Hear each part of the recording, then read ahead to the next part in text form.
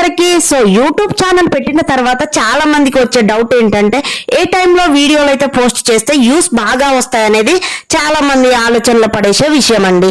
ఈ టైంలో వీడియోలు పోస్ట్ చేస్తే మాత్రం చాలా రీచ్ అనేది బాగా వస్తుంది.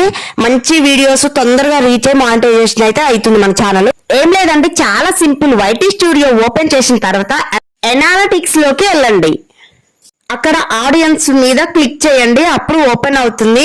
ఇంకా ఎక్కువగా ఏ టైంలో పోస్ట్ చేస్తే రీచ్ వస్తుంది అనేది మనకు కనిపిస్తుంది. మన సబ్స్క్రైబర్స్ ఎప్పుడు యాక్టివ్ గా ఉన్నారు ఎక్కువగా అనేది మనకి చూపిస్తుంది.